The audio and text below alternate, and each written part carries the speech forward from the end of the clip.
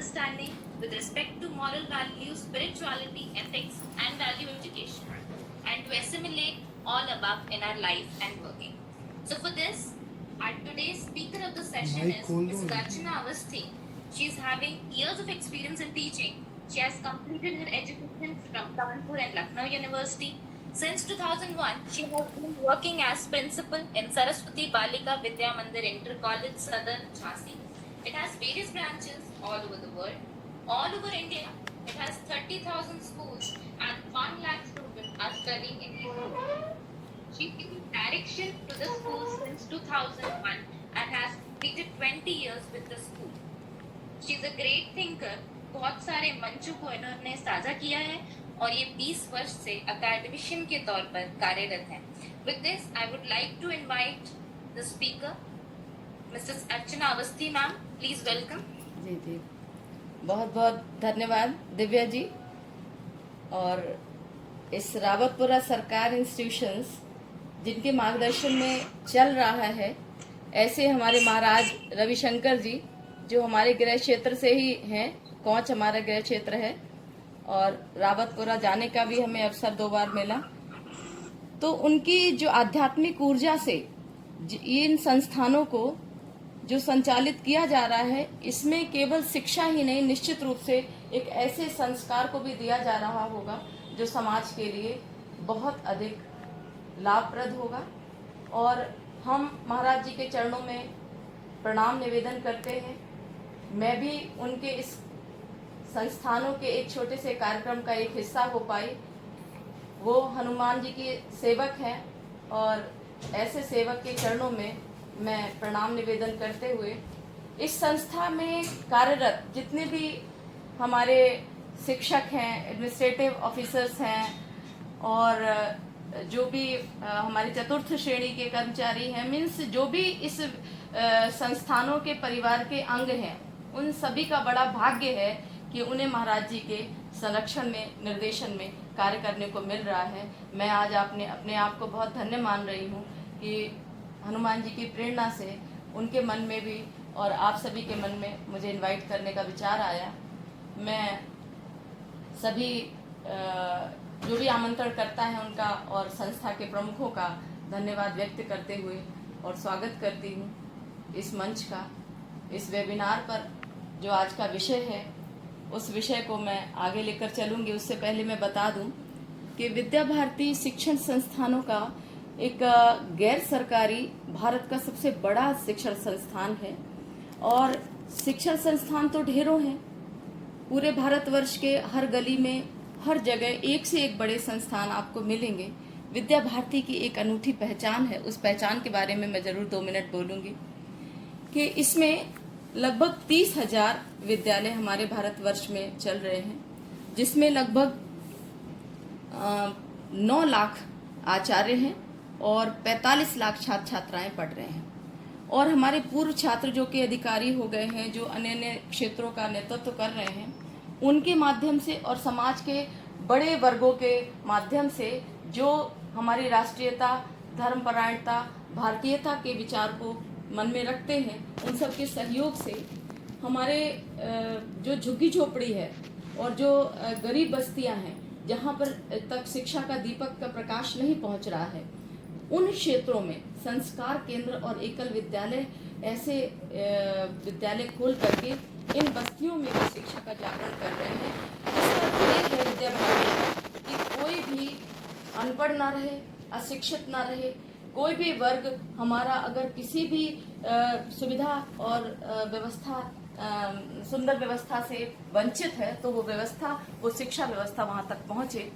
ये इस विचार के लिए विद्या भारती पहचानी जाती है, जानी जाती है। और मैं 20 वर्षों से ऐसे ही एक शिक्षण संस्थान सरस्वती बालिका विद्या मंदिर इंटर कॉलेज सदर बाजार झांसी का नेतृत्व कर रही हूँ। और बालिका शिक्षा की दृष्टि से हमारे पूर्वी उत्तर प्रदेश का क्षेत्रीय स्तर पर भी मैं नेतृत्व कर रही हूँ। जब राष्ट्र स्तर की बैठक होती है तो मैं पूर्वी क्षेत्र का नेतृत्व करती हूँ और प्रतिनिधित्व करती हूँ। बालिका शिक्षा की दृष्टि से ऐसे क्षेत्रीय प्रभारी के रूप में भी मुझे पद दिया गया है। मैं बहुत अपने आप को भाग्यशाली समझती हूँ और मैं विषय शुरू करना चाहती हूँ। हमारा विषय है आधुनिकता बनाम पाश्चात्यीकरण। हम आधुनिक बने बहुत आवश्यक है। जब तक हम आधुनिक नहीं थे, पूर्व से अगर हम अपनी भारत की सभ्यता के बारे में जाने, जब से हम थोड़े सभ्य हुए, हमने अपने आप को आधुनिकता की श्रेणी में ढाला। हम अगर नए विचार को धारण ना करते तो पुरानी जो परंपरा थी, हम वस्त्र नहीं पहन रहे होते, हम पका हुआ भोजन नहीं खा रहे होते। हमने अपने आप को विकास के क्रम से जोड़ा। हर दिन नई नीतियाँ, नई परंपराएं, नए टेक्निक्स, नए विकास के स्तंभों को गढ़ा। तो आधुनिकता बुरी नहीं है। और भारत में बहुत अधिक नई तकनीकियों का विकास किया। महिलाओं ने, बालिकाओं ने शिक्षित होकर के अपना परचम लहराया। लेकिन अगर भारत का इतिहास खंगाला जाए, वो महिलाएं जिनके चरित्र को सती अनसुईया के पास कोई शैक्षिक रिकॉर्ड नहीं थे कि उन्होंने क्या शिक्षा प्राप्त की, लेकिन बड़ी बड़ी व्यास गद्दियों पर बैठकर उन्होंने भारत का नेतृत्व किया। हमारी मैं पुनः इस बात पर आती कि मैं भी आधुनिक सभ्यता पर बात कर रही हूँ, और जो आधुनिकता हमारे जीवन का आधार है, इसको हम छोड़ नहीं सकते, इसको लेकर के हमें आगे चलना है। लेकिन हम उस आधुनिकता में थोड़ा सा अपने विचार में सजग रहें और अवेयर रहें इस बात के लिए कि इस आधुनिकता में कहीं हमारी भारतीय परंपराएं, हमारी सभ्यताएं, हमारे प्राचीन जो पूर्वजों की धरोहर थी, उस धरोहर को तो नहीं हम कहीं भूलते जा रहे हैं। बस मेरा कहने का विचार इतना सा है कि हम मॉडर्निटी के खिलाफ नहीं हैं। हम मॉडर्न बने, हम टेक्निकली डेवलप्ड हों, हम मेंटली डेवलप्ड हों, हम इमोशनली एक दूसरे का सम्मान करें, इमोशंस को समझें, भावनात्मक रूप से बढ़ें, हम आत्मबल हमारा बढ़े, कॉन्फिडेंस बढ़े। हम हर क्षेत्र का नेतृत्व कर रहे हैं आज के युग। लेकिन जब कोई बहुत सफल व्यक्ति अपने जीवन से हार मान बैठता है, तो इसके पीछे के कारण हमें इस बात के लिए इस ओर ले जाते हैं कि इसके पीछे कारण क्या था कि इतना सफल व्यक्ति, जैसे अभी का एक उदाहरण सुशांत के सुसाइडल केस का है, कि इतने अधिक स्टारडम प्राप्त कर लेने के बाद भी यदि व्यक्ति कोई ऐसे कदम को उठाता है, तो मुझे ये लगता है कि निश्चित रूप से इसमें इनकी शिक्षा में कहीं एक ऐसी चीज की, ऐसे संस्कार की, ऐसी दक्षता की, ऐसी कुशलता देने की कमी रह गई, ऐसी गुणवत्ता देने की कमी रह गई, जिससे कि ये चुनौती का सामना करने से हार मान गया। तो हम अब किस तरीके से आधुनिक बने, किस तरीके से हम पश्चिमी सभ्यता की अच्छाइयों को अपने विकास के क्रम में जोड़ें। पश्चिमी सभ्यता क्या है? जो वेस्टर्न कल्चर है, हमारे पश्चिमी देशों का जो संस्कृति है, उसको हम अपना रहे हैं। अच्छा है, अपना रहे हैं। हम कम समय में अधिक काम कर रहे हैं। हम मैकेनिकली उनके इक्विपमेंट्स को अपना रहे हैं। हमारी रसोई बहुत मॉडर्न हो गई है। कम समय में हम हर काम कर लेते हैं। 4 जगह एक साथ चूल्हा जलता है, हमारे 4 चीजें हम एक साथ पका सकते हैं। हम अपने डेवलप्ड ब्रेन के द्वारा कम समय में अपने घर को इतने अच्छे से मैनेज कर पाते हैं। तो अगर ये टेक्निक्स, ये मैकेनिकल डिवाइसेस पश्चिमी क्षेत्रों से, पश्चिमी देशों से हमारे पास आ रही हैं, it is good, we are welcoming them and we are adjusting in our household means daily life routine, in our daily life routine. And if we are forgetting our culture and adopting 100% culture of the western countries, it is wrong. मेरा emphasis इसी बात पर है। ये विषय एकदम से phone पर वार्ता करते समय मेरे मन में आया कि जितने लोग मुझे सुन रहे हैं, वो केवल इस सिद्धांत को समझें कि हमारे देश को मुस्लिमों ने शासन किया, अपनी विचारधारा, अपनी शासन की प्रणाली, अपने धर्म का प्रचार किया, और हमारे देश पे हम लोगों को कंपेल किया कि हम उनकी सभी बातों को माने। धर्मांतरण करने का भी उनका बराबर प्रयास रहा। और हम लोगों को अपनी अस्मिता बचाने के लिए घूंघट में भी रहना पड़ा। हमारे भारतीयों ने ना जाने कितनी आक्रांताओं के आक्रांत को सहकर के भी, हो सकता उस वर्तमान समय में उन्होंने वैसा ही किया हो जैसा उस समय के शासन सत्ता की मंशा थी, लेकिन हृदय की गहराइयों में कहीं ना कहीं उनके अंदर भारत के वो प्राचीन संस्कार दबे रहे और उन्होंने दबाया ही नहीं, उनको सुरक्षित भी रखा।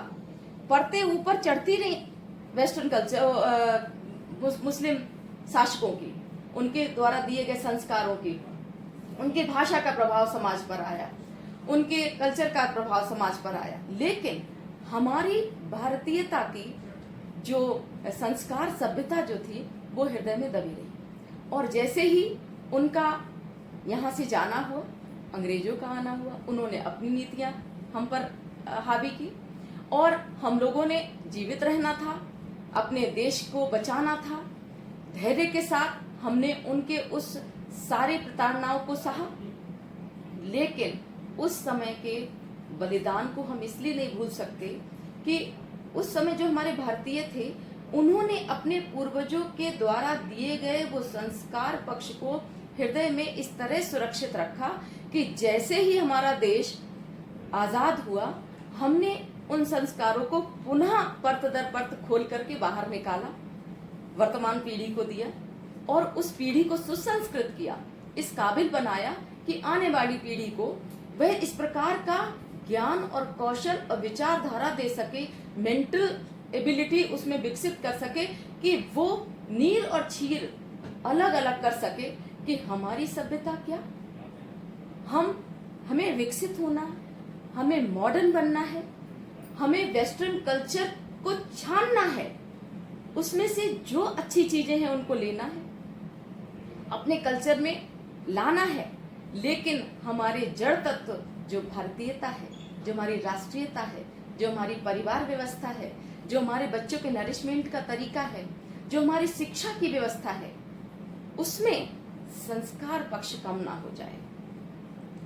जैसे कि मैं बताती हूँ कि हम अब ये हमारे सर्चिंग इंजन्स हैं, गूगल है, ये कई तरीके से हम सोशल साइट्स पर कितना ज्ञान अर्जित करते हैं। अगर आधुनिकता को हम एक ऑब्स्टिकल के रूप में देखें तो हम ये सर्चिंग बंद कर दें, अपने ज्ञान का विकास बंद हो जाएगा।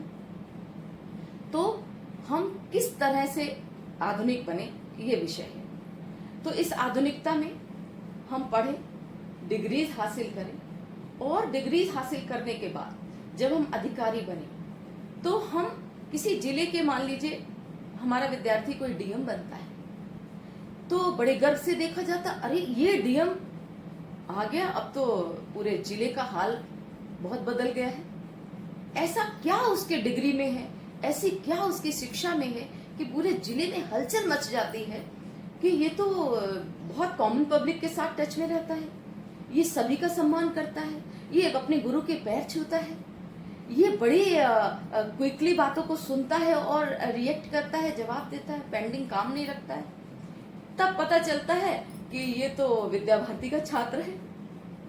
तब मुझे भी गर्व होता है कि मैं भी विद्या भारती के संस्थान के प्रमुख के रूप में काम कर रही हूँ। मैं विद्या भारती का प्रमोशन यहाँ नहीं कर रही हूँ, लेकिन मैं बता रही हूँ ऐसा हर वो संस्थान हमारे स्वागत के योग्य है, सम्मान के योग्य है। मैं उसका आदर पूर्वक नमन करती हूँ उन शिक्षण संस्थानों का जहाँ पर हमारे सिलेबस के साथ साथ इन चीज़ों का ध्यान रखा जाता है कि कहीं बच्चे की मन को टटोला जाता है, कहीं वो कमजोर तो नहीं पड़ रहा है, परिवार में कुछ ऐसी व्यवस्था तो नहीं है कि उसकी माँ ना हो, कहीं उसको कोई संस्कार करने वाला ना हो। तो हमारे वो संस्थान जो कोई परिवार बच्चे के मन के स्तर पर उतरते हैं, उनको शिक्षित करने के साथ दीक्षित भी करते हैं और संस्कारित भी करते हैं, उनको आधुनिकता के क्रम से जोड़ते हैं, उनको डेवलप्ड करते हैं, उनको इतना आत्मबल प्रदान करते हैं कि जो वर्तमान चुनौती, जीवन चुनौतियों का नाम है, हर व्यक्ति के सामने चुनौतियां हैं, अनेकानेक प्रकार की चुनौतियां हैं, और उन चुनौतियों के प्रति हमारा दृष्टिकोण क्या है, हम उनको देखते कैसे हैं। अगर उनको हम परेशानी के रूप में देखते हैं तो परेशानी के रूप में मेरे सामने आती है, और जीवन की चुनौती है, हमें फेस करना ही है। हमारे सामने इसलिए आई है क्योंकि मुझे उसको फेस करने की क्षमता ईश्वर ने दी है। हमारे अंदर क्षमताओं का भंडार है, हमारे अंदर जो सोल है, जिस कारण से ये शरीर का यंत्र चल रहा है, वो एक मीन्स पावर पॉइंट है, और इतनी अधिक पावर है उसमें, उसका जागरण अब कैसे करें। तो हमारे भारतीय ऋषियों मुनियों ने वर्षों वर्ष तक तपस्या की, कभी कभी वर्षों तक जल नहीं ग्रहण किया। आज भी एक शरीर गुरु जी हैं और उनके शिष्य झांसी में हैं, मुझे उनका दर्शन नहीं मिला, लेकिन जब ये जाना कि 10 वर्षों से उन्होंने जल ग्रहण नहीं किया और यहाँ पर आए तो डॉक्टर्स उनके पीछे लग गए कि उनके ये अंगों का हम निरीक्षण करना, एग्जामिन करना चाहते हैं कि ये अंग चल कैसे रहे हैं जब आपने 10 वर्षों से पानी ग्रहण नहीं किया। उन्होंने अपनी चेतना को जागृत करके ध्यान के साधना के द्वारा अपने मीन्स ब्रह्मांड में स्थित कर लिया है, अपनी चेतना को इतना ऊर्ध्वगामी बना लिया है। अब ये बातें वर्तमान किसी बच्चे से, स्टूडेंट से करें तो वो कहेगा ये किस प्रकार की बात है, सोल है, हम खाना खाते हैं, शरीर चलता है, पढ़ते हैं, नौकरी करते हैं, जीवन चलाते हैं और फिर मर जाते हैं, जीवन का नाम ये है। लेकिन एक बच्चा जो हमारे भारतीय परिवार व्यवस्था में बड़ा होता है, बढ़ता है, चाची, दादी, नानी, ताई और इन सबके दिए गए संस्कारों के बीच में बढ़ता है, भावनात्मक रूप से इतना संबल मिलता है उसको कि वो छोटी छोटी चुनौतियों पर हारता नहीं, उसको एडजस्ट करने का, सामंजस्य करने का भाव परिवार से ही मिल जाता है, वस्तुओं को बांटना परिवार से मिल जाता है।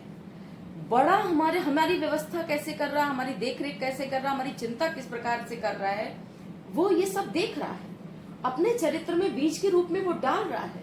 जब वो बड़ा होता है तो वो भी एक परिवार का मुखिया बनता है, जब वो परिवार का मुखिया बनता है तो वो भी उस तरीके का संरक्षण अपने से छोटों का देता है। तो तात्पर्य ये है कि पीढ़ी दर पीढ़ी हम अपने पूर्वजों से प्राप्त संस्कारों को अपनी आधुनिक शिक्षा में जोड़ करके अपने व्यक्तित्व का विकास इस तरह से करें कि पश्चिमी देशों की सभ्यताओं को और उनके विकासशील जितनी गतिविधियां हैं, जो उनका मशीनी विकास है, जो यांत्रिक विकास है, जो उनका सामाजिक विकास है, जो उनकी विचारधाराओं का विकास है, उन सबको हम ग्रहण करें, उनको हम अपने व्यक्तित्व में समाहित करें, अपने व्यवहार में लाएं। जैसे वहाँ की स्वच्छता व्यवस्था है, वहाँ के उदार मानसिकता है, वहाँ पर जो ऑफिसेस में वर्किंग प्रणाली है, सब कुछ ठीक है। लेकिन मैं आपसे एक प्रश्न करती हूँ, क्या ये ठीक है कि टीन एज में जैसे ही बच्चा पहुंचे हम उसको घर से बाहर कर दें, स्वतंत्र कर दें और ये कहें तुम खुद कमाओ, खाओ, अपनी पढ़ाई की व्यवस्था करो, अब तुम स्वतंत्र हो, अब तुम कुछ भी कर सकते हो, अपने हिसाब से तुम अपना जीवन जियो। पेरेंट्स उनको छोड़ देते हैं और वो बाहर रहते हैं। वही तो एक ऐसी व्यवस्था भारतीय परंपराओं में, भारतीय जीवन व्यवस्था में शुरू होती है जब वास्तविक संस्कार देने का काम शुरू होता है। और वो स्वतंत्र नहीं होते, वो उस समय हो जाते हैं स्वच्छंद, कि उनको पूरी तरीके की स्वतंत्रता होती है, चाहे वो अच्छी चीजें हो, बुरी चीजें। बुरी चीजों को हम यहाँ बयान नहीं कर रहे, लेकिन कुछ ऐसी चीजें हैं जिनको हम जीवन में जोड़ना नहीं चाहते, लेकिन वो लोग स्वतंत्र हैं, मीनिंग स्वच्छंद हैं, तो वो कुछ भी अडॉप्ट करते हैं। फिर जब वो कुछ भी अडॉप्ट करते हैं तो फिर किस प्रकार का चरित्र और व्यक्तित्व वो डेवलप होता है। भारत में ये कल्चर अगर पूरी तरह से आ गया तो यहाँ की व्यवस्था क्रम का क्या, यहाँ की उन धरोहरों का क्या होगा, उन परंपराओं का क्या होगा जिसकी दम पर आज हम दम से बैठे हुए हैं। कोविड-19 हमारा कुछ नहीं बिगाड़ पा रहा है। बाजारों में हम भीड़ भरे बाजारों में जा रहे हैं, दम के साथ जा रहे हैं, और हम बड़े आत्मबल के साथ सोचते हैं हमारी इम्यूनिटी को कोई वायरस चुनौती नहीं दे सकता। अगर वो आता भी है तो हमारी इम्यूनिटी उसको रिपेल करती है, अट्रैक्ट नहीं करती है। अब यहाँ पर आ जाता है पुनः हमारे भारत का आयुर्वेद, जो कि पहले वैद्य नाड़ी देखकर बता देते तो तुमने ये खाया, अगर मरीज झूठ बोलता था तो वो कहते नहीं, तुमने चना का सेवन किया। वो कहते चना तो नहीं खाया, हाँ चने की दाल खाई है, लेकिन वो नाड़ी देखकर बताते थे तुमने क्या खाया है। तो वो कोई भी ऐसी यहाँ पर अभी व्यवस्था वेस्टर्न देशों में नहीं है कि बिना स्क्रीनिंग के, बिना सोनोग्राफी के, बिना इसके यहाँ पर बता दिया जाए। अब हमारे यहाँ भी विज्ञान विकसित हुआ, चिकित्सा पद्धति विकसित हुई और सब कुछ अंदर का मशीनों से देख लेते हैं, इट इज वेरी गुड। लेकिन क्या अगर वो नाड़ी वाली व्यवस्था आ जाए, आज भी कोई ऐसा प्रशिक्षक और ऐसा चिकित्सक हमको मिल जाए, वैद्य मिल जाए जो नाड़ी देखकर सब कुछ बता दे, तो हम मशीनों के अंदर अपने शरीर को डाल के चेकअप कराने से बच जाए और हम शायद प्रेफरेंस भी इसी को दें। तो हमारे जो भारतीय आयुर्वेद ने अभी जैसे लहसुन और लहसुन और अदरक, केवल 2 खाद्य पदार्थों से रामदेव जी ने एक कोरोना से लड़ने के लिए दवाई बनाई है और उस दवाई को अब टेस्टिंग हो रहा है कि कितनी ये सफल है। तो हमारा काढ़ा अब वही विदेशी पेटेंट कर लेते हैं और वो उनका हो जाता है। हम कितने रिच थे, उस रिचनेस को हम भूले ना। हम हमारे कोरोना काल में मैं बताती हूँ जो पाश्चात्यकरण की सभ्यता का हमारे जीवन पर प्रभाव आया, हमारी परिवार व्यवस्था पर कुछ दुष्प्रभाव आए, तो मैं तो ये समझती हूँ ये ईश्वरीय व्यवस्था है। कोरोना वायरस 3 महीनों से हमारे परिवारों के अंदर का कितना आनंदपूर्ण वातावरण है, हम सब एक साथ रह रहे हैं। शुरुआत में हो सकता बेमन से जुड़े हो, लेकिन फिर वही हमें सब अच्छा लगने लगा। अब हमसे कहा जाता है कि गोबर लिपी हुई फर्श पर आप नंगे पैर चलें और अपने रक्तचाप को नियंत्रित रखें, तो हम थोड़ी फर्श को लीपते हैं। तो वो की व्यवस्था खराब थी क्या?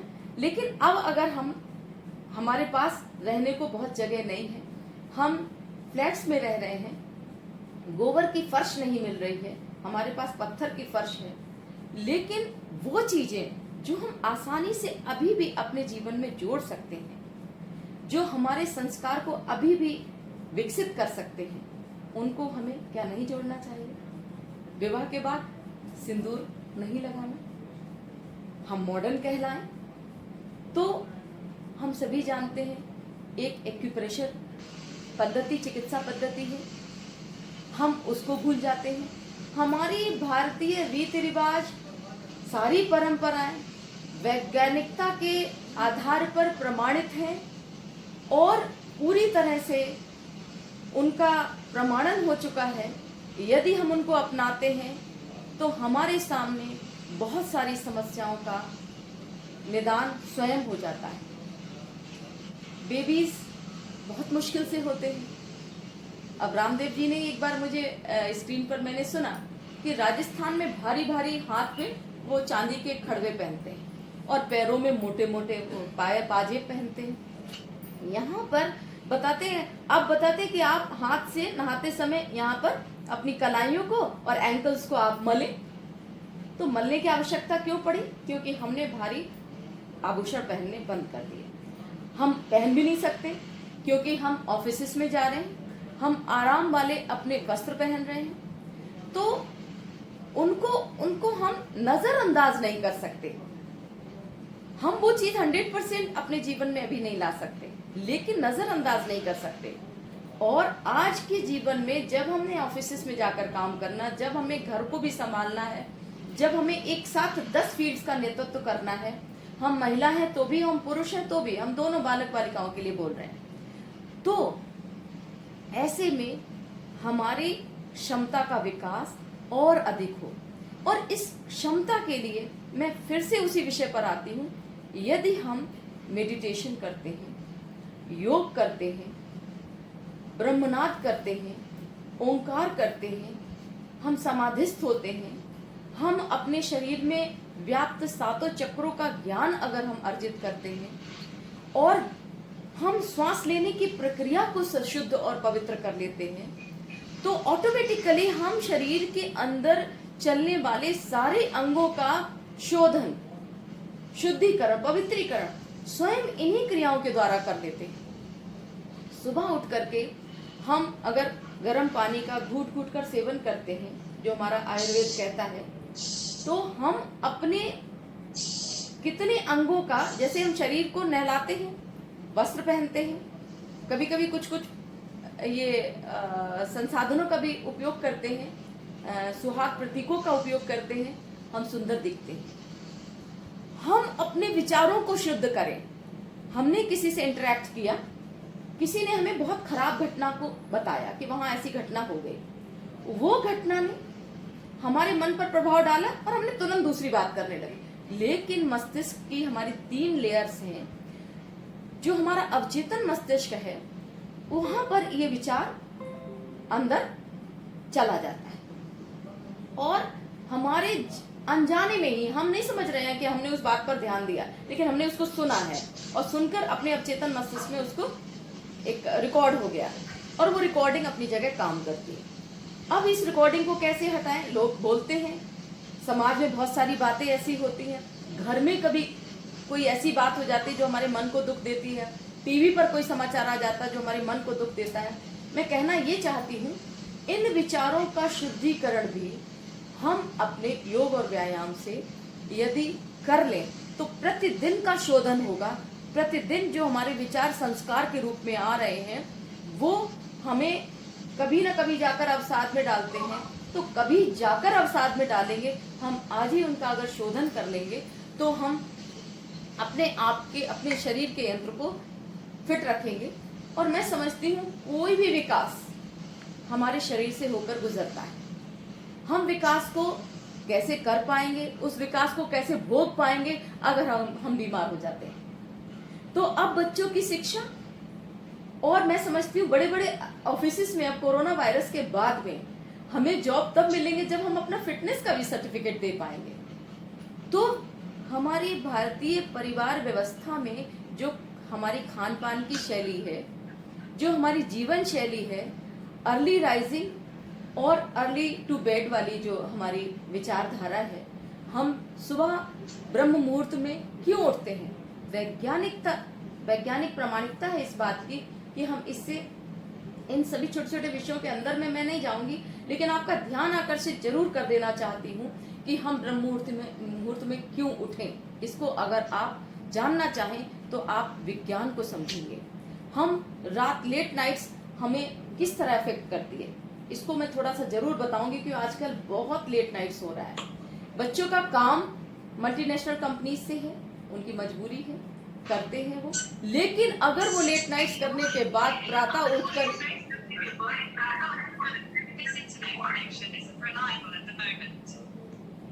Hello, may I continue?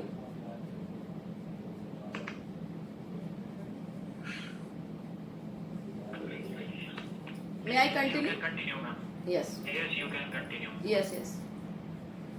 तो मैं बात कर रही थी कि अगर हम मल्टीनेशनल कंपनीज के साथ हमें काम करना जरूरी है, करते हैं, तो सुबह उठ करके अगर हम देर से भी उठे और अपने योग व्यायाम को अपने जीवन में जोड़े रहेंगे तो वो हमारा कंपनसेशन हो जाएगा। लेकिन अगर हम उससे भी दूर भागे और देर तक हम रात में जागे, तो हमारे शरीर का भी एक क्लॉक है, बायोलॉजिकल क्लॉक है, जो हमें ये कहता है कि अब हमारी सेल्स जो पूरे दिन में थक गई हैं, उनके रिपेयरिंग का टाइम हो गया है और हमें रेस्ट करना है। तो अगर 11 बजे के बाद, 11 से और 4 बजे के बीच में हमारी सारी सेल रिपेयरिंग का काम होता है, तो बायोलॉजिकल क्लॉक तो हमें इंडिकेट कर रही है रेस्ट करने के लिए, और हम उसके अगेंस्ट जाकर काम कर रहे हैं, तो हमारा शरीर कहीं ना कहीं इफेक्ट होता है। मैं ये नहीं कह रही हूँ कि आप काम में बाधा लाएं, लेकिन मैं ये जरूर कह रही हूँ कि जिस हद तक हो सकता है हम अपनी जीवनचर्या को, अपने, हमारे जो पूर्वजों ने हमें सिद्धांत जो दिया है उसको अपनाने का प्रयास करें। हम पैर कहाँ पर छूने लगे हैं? अब घुटना छू लिया, थोड़ा और ऊपर छू लिया, झुकते ही नहीं है। झुकते क्यों हैं? हमारी पूरी जो रीढ़ की हड्डी है वो बेंड होती है, और इसी रीढ़ की हड्डी से सुषुम्ना नाड़ी हमारी ट्रैवल करती है और ये ऊर्ध्वगामी बनती है। अगर ध्यान को आप समझते होंगे तो समझेंगे कि ये चक्रों में विचरण करती है, तो ये ऊपर जाकर फिर नीचे आती है, नीचे जाकर फिर ऊपर आती है। तो अगर हम बार बार झुकते हैं तो इसको संचरण में इसके गति मिलती है।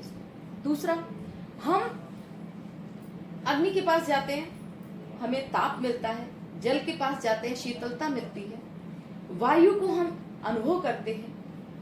तो अगर हम वास्तव में सही साधक हैं, या हमारे घर के मुखिया जिनमें हम श्रद्धा रखते हैं, या हम ये कहते हैं कि भगवान सब जगह नहीं है, माता पिता उसने अपने रूप में नीचे उतारे हैं, वो हमारे घर में विद्यमान है, उनकी मौजूदगी है, और वो पूरा उतना काम नहीं करते हैं टेक्निकली, अभी मीन्स रात दिन जागकर काम नहीं करते जितना कि हम लोग करते हैं, लेकिन यदि काम करने के साथ साथ हम उनके द्वारा साधना की गई है, जो उस साधना का कुछ अंश अपने चरित्र में, अपने व्यक्तित्व में, अपने शरीर में, अपनी आत्मा में लेना चाहें, तो उनके पैरों के नाखूनों को हम छू लें श्रद्धा से और उस स्पर्श को माथे से लगा लें, तो निश्चित रूप से उस ऊर्जा का संवहन या संचरण हमारे शरीर में हो जाता है।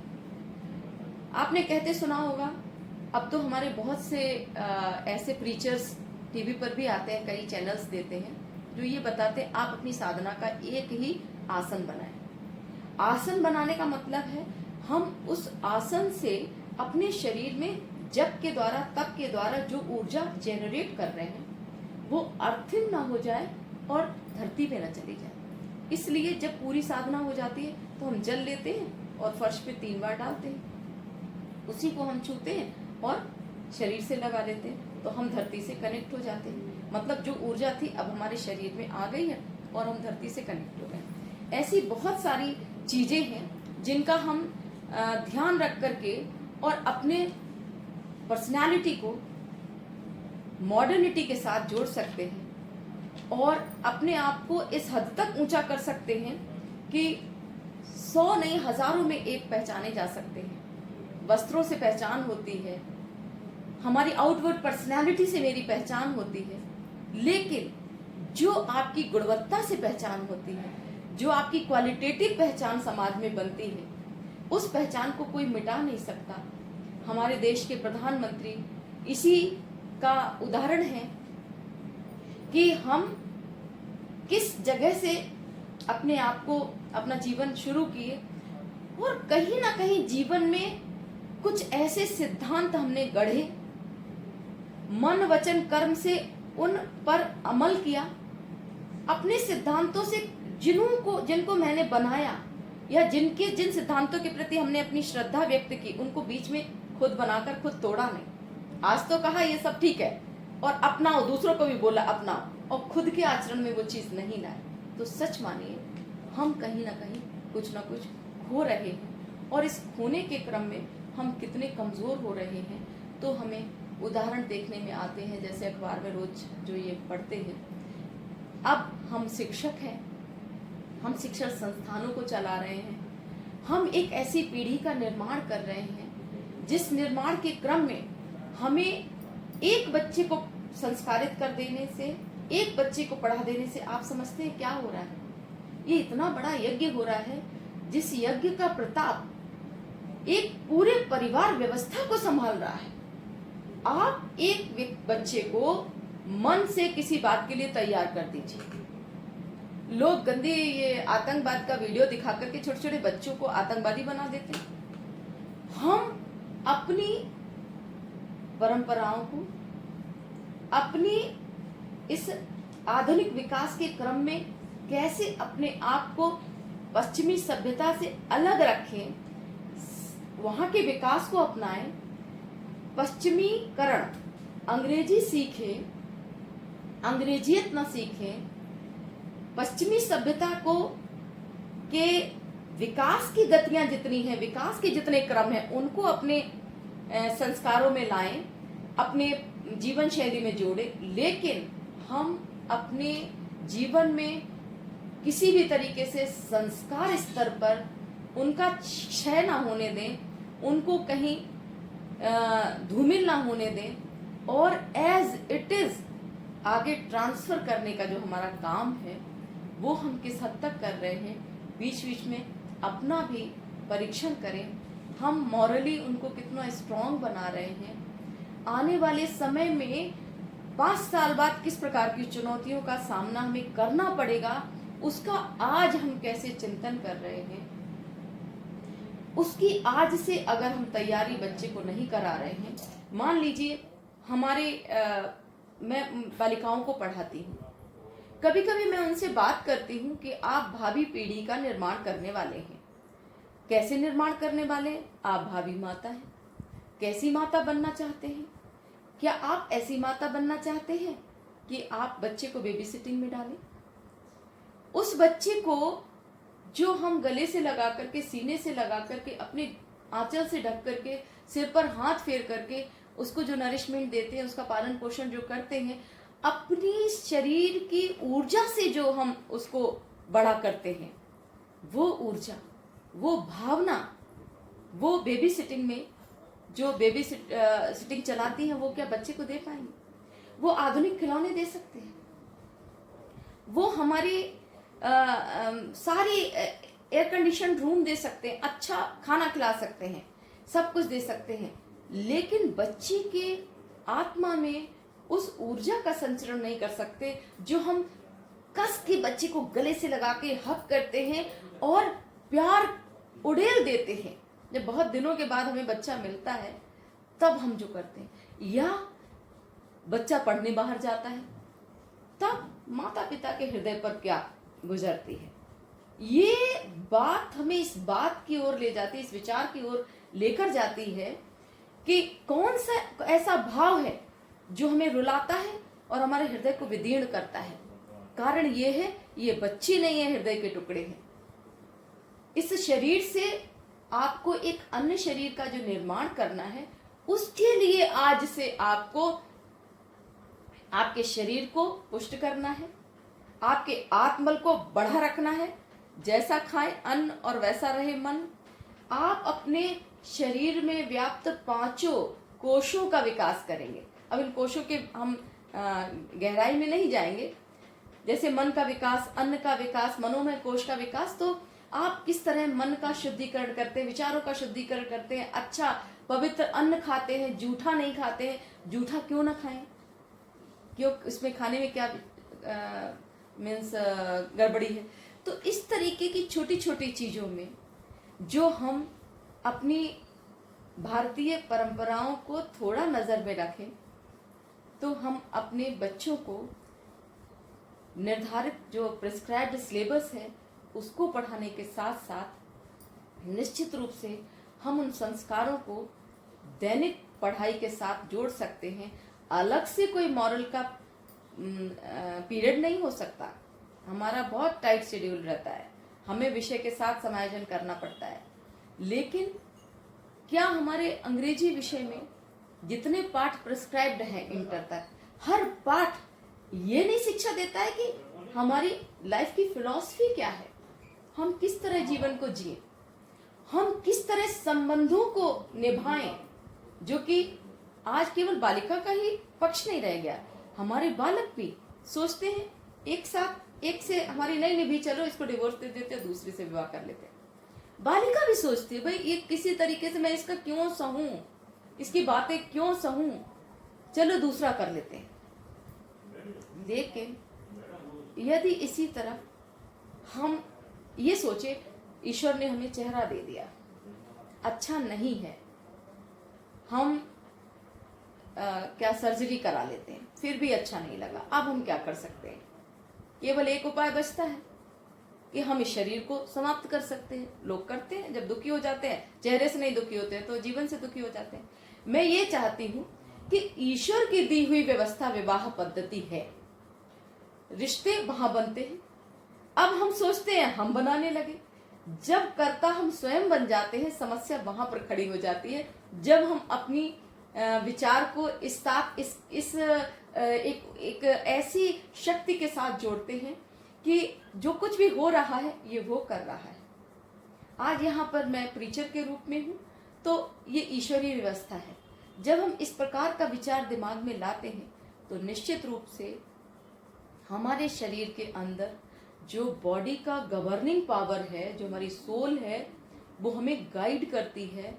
ये हमारे पाठ्यक्रम में प्रिस्क्राइब्ड सारे पाठों में कुछ ना कुछ ऐसा मिल जाता है जो पढ़ाते पढ़ाते हमें बच्चों को ये बताना चाहिए, और बताती भी रहती हूँ।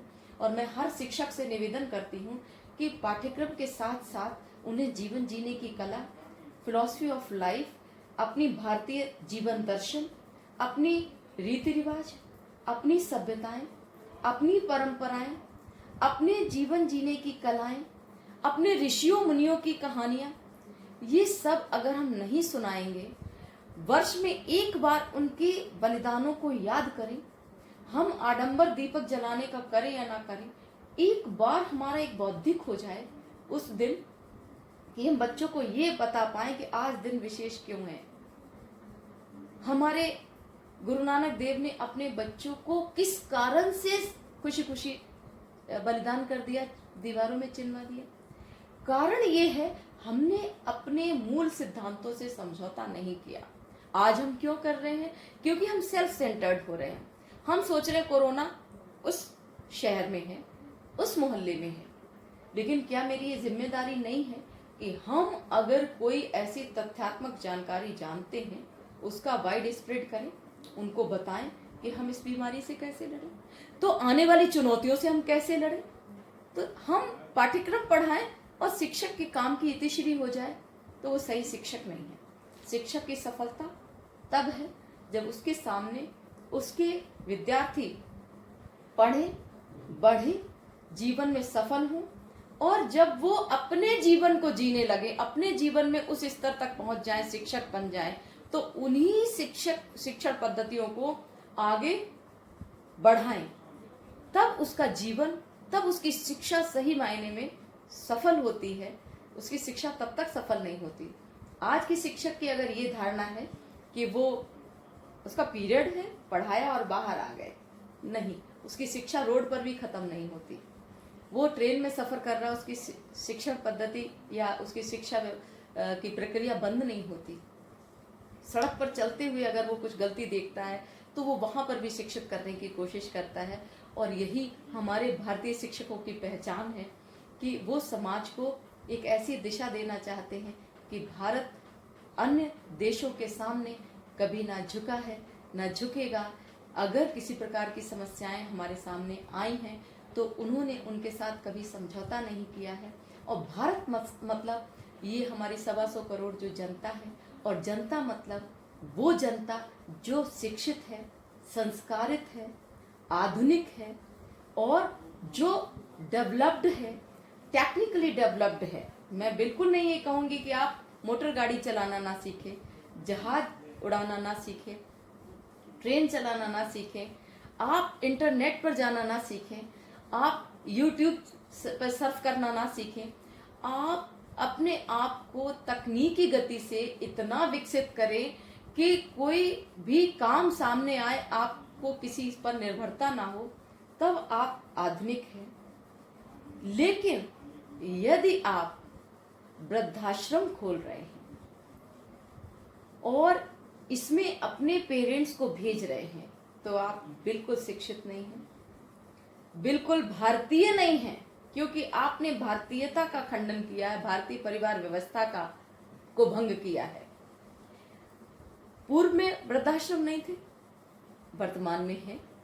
हमारी शिक्षा इतनी प्रबल हो कि भविष्य में वृद्धाश्रम एक भी ना बने, और हम चाहे कितना भी कम पैसा अर्जन करें, उस कम पैसे में हमारे माता पिता का भी अंश हो, उनका आशीर्वाद हमें मिले, तो उस कम पैसे से भी हम कितने विकसित होंगे।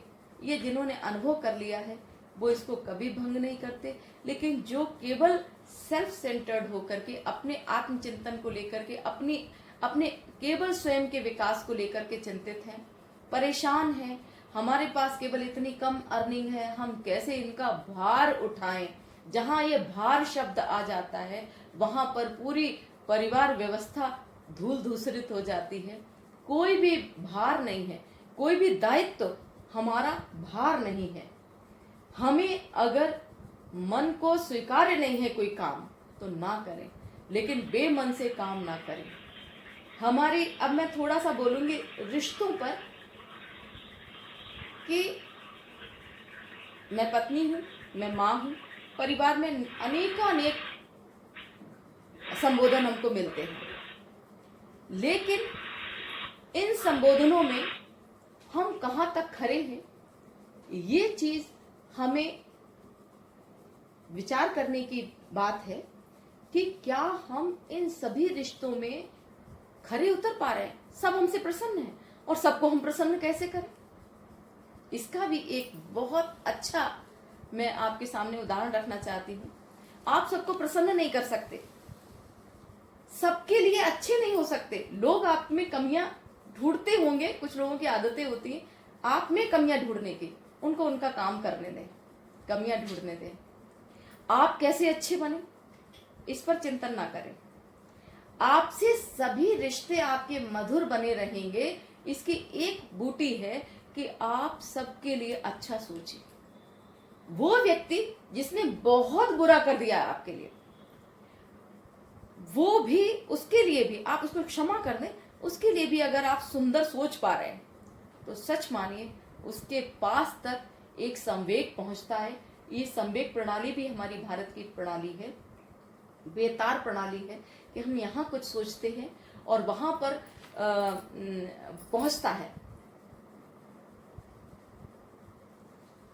वहां पर पहुंचता है। ये कारण है कि हम बहुत अच्छा सोचते हैं। हीलिंग, हमारी हीलिंग पद्धति जो है, एक से दूसरे को हम हील कर देते हैं। किसी को शरीर में पीड़ा हो रही है, हम दूर बैठ करके उसके उस अंग को उसकी पीड़ा को हर लेते हैं और हीलिंग हो जाती है। कारण ये है हमने उसको ऐसा विचार दिया। तो अगर हम अपने पारिवारिक संबंधों को मधुर रखें, हमारे संबंध सबसे अच्छे रहें, ये हम स्वयं से शुरू करें, स्वयं को हम अच्छा बनाएं और अच्छा केवल और केवल अच्छा विचार रख करके। कोई खराब नहीं है, जो खराब कर रहा है उसका संस्कार है, पूर्वजन्म से लेकर आया है, अभी डेवलप हुआ है, और उस संस्कार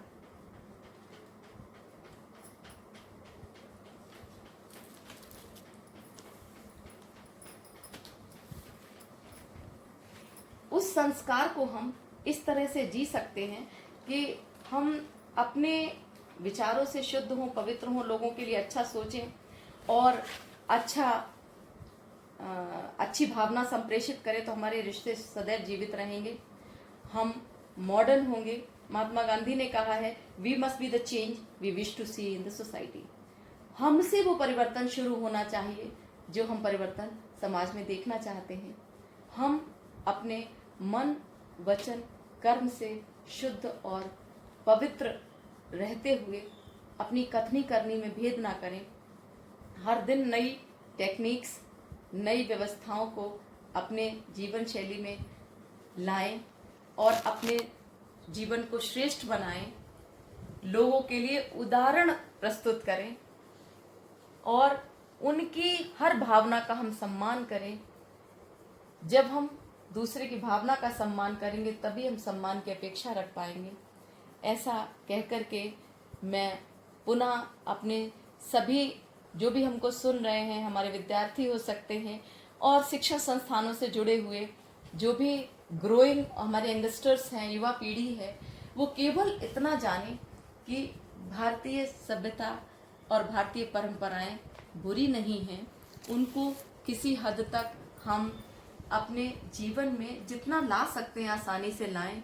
अपने शरीर को पुष्ट और स्वस्थ रखें, अपने मन को मेडिटेशन, योग, व्यायाम से स्वस्थ रखें, अपना खान पान शुद्ध और पवित्र रखें, उसकी टाइमिंग सेट हो, खान पान में हम क्या शामिल कर रहे हैं वो सब चीज़ भी हम तय करें।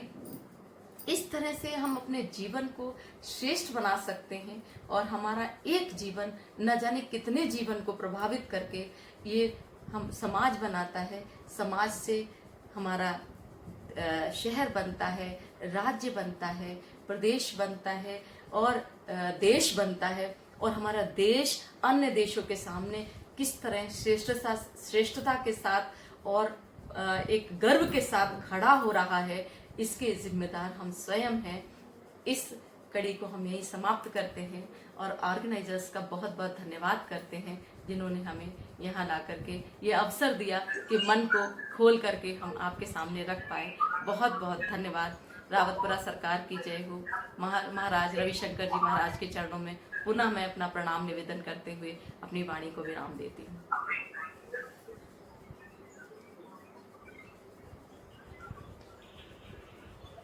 Thank you, ma'am. Thank you for your valuable words. Most welcome. Since, ma'am, there is a question answer session. Yes yes. तो मैम आपके लिए क्वेश्चन है जी जी अलंकार सर का। जी जी। वेस्टर्न पीपल जो हैं वो western people are trying to adopt Indian culture, Yes. practices Yes, and yes. rituals. Yes. But why Indians are getting deviated and still trying to follow their culture? Yes. What actually attracts them? Actually, the zeal to become modern, to develop, and they are running and without thinking what they have to adopt, what they have not to adopt. They are lacking their culture, they are lacking their their ancestors means values, moral values, their family system, all they are forgetting, and they are just running towards the development and for self development. They are self confined here, so they in this running they are adopting the western culture, and they are lacking somewhere, and not means fighting between these two, and they are not at the deciding mode कि what they have to do. इसी को हम अंधा अनुकरण कहते हैं, जो कि वेस्टर्न कल्चर को हम अंधा आंख बंद करके हम ले रहे हैं, और हमारी जो कल्चर है उसको वो पेटेंट बना करके और हमारे मोटे अनाज को वो पैकेट में बंद करके और जहाजों में और नाश्ते के रूप में परोसते हैं और कहते हैं ये हमारे देश का है, क्योंकि उन्होंने उसको पेटेंट कर लिया है। तो इस यंगस्टर्स हमारे जो हैं वो इन दोनों में भेद कर पाए, इसलिए मैंने इस विषय को चुना। और हमारी जो शिक्षण संस्थान है उसमें काम करने वाले जो शिक्षक हैं वो इस बात के लिए जिम्मेदार हैं। वो सोचते हैं कि हम हमारे कहने से क्या होगा, कहने से होगा। वो अगर इस प्रकार की संस्कार को अपनी शिक्षा के साथ जोड़कर देंगे तो निश्चित रूप से इसमें कमी आएगी। हम एक लोटा पानी भी अगर सागर से भरेंगे तो लहर में कहीं ना कहीं कोई अवरोध आएगा। Thank you ma'am, thank you very much, very well explained. Ma'am एक लास्ट क्वेश्चन और है आपका शशि भूषण जी का। जी जी। आधुनिकता को अक्सर पश्चिमीकरण से क्यों जोड़ा जाता है? आधुनिकता को अक्सर पश्चिमीकरण से क्यों जोड़ा जाता है? जी जी, जोड़ा जा रहा है, इसी को मैंने आज और क्लियर करने की कोशिश की है। आधुनिकता क्या है? आधुनिकता वो है जो आज के समाज की मांग है। पहले मैंने भी एक हाथ का घूंघट काढ़ा है, बुंदेलखंड में आई हूँ तो मैं परिवार की मांग थी एडजस्टमेंट की, एक उस समय की मांग के अनुसार मैंने परिवार में एडजस्ट किया। जब मैंने अपनी कला से परिवार को परिचय कराया तो उन्होंने बोला नहीं आप घर से बाहर भी निकल सकते हो। तो आधुनिकता क्या है? समय की मांग। आज की आधुनिक मांग है हम गाड़ी चलाएं, खुद अपने संस्थान तक चलाकर गाड़ी जाएं, तो हम आधुनिक हैं। लेकिन वो आधुनिकता हमें ह्रास की ओर ले जा रही है, जो हमारी भारतीयता हमारी संस्कृति से अलग है। हम आधुनिक बने और उस संस्कृति का पुट उस आधुनिकता में दिए रहें तो हम बहुत स्ट्रेंथन होंगे, मॉरली, इकोनॉमिकली हम पैसा भी कमाएंगे, हम हर तरीके से विकसित होंगे।